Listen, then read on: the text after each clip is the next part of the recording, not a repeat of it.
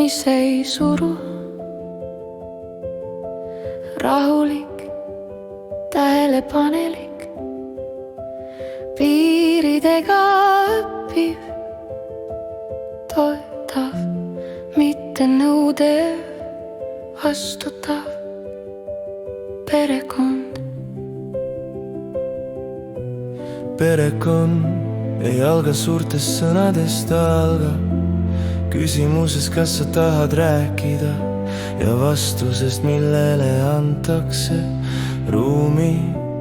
Lähedus ei tähenda ligipääsu kõigele, armastus ei tähenda kohustust kanda teise koormat. Idekond on perekond, kus keegi ei pea olema keegi teine, kus ootus ei muutu surveks, kus ei ole hülgamine. Ma õpin sind tundma, mitte määratlema.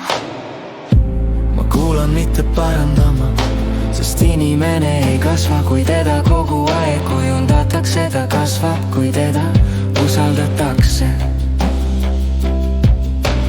Piir ei ole külmus, piir on hoolda, ütleb ma näen sind ja ma ei tungi.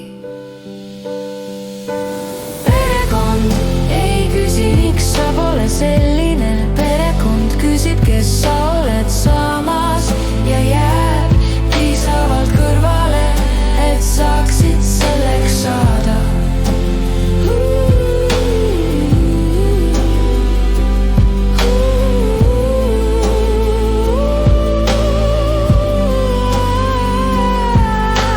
Ma ei eelda, et sa kannad minu valu. Ma küsin, kas sul on ruumi, ja kui ei ole, siis ma austan seda, sest armastus ei ela sundides. Keegi ei ole kohustatud olema emotsionaalne prügikast.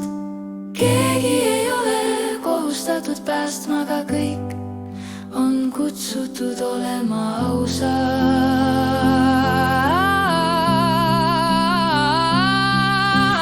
Perekond on see, kus sa saad olla ise, ilma selgitamata, ilma õigustamata.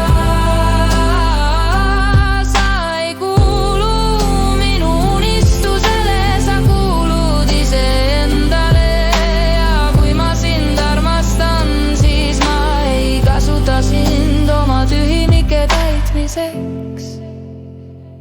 Ma seisan sinu kõrval, mitte sinu kohal.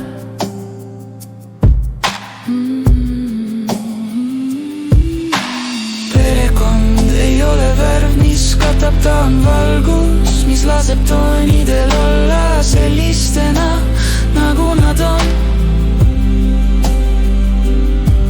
Ja nii õpime iseennast ja teineteist, mitte kiiremini, vaid ausamalt.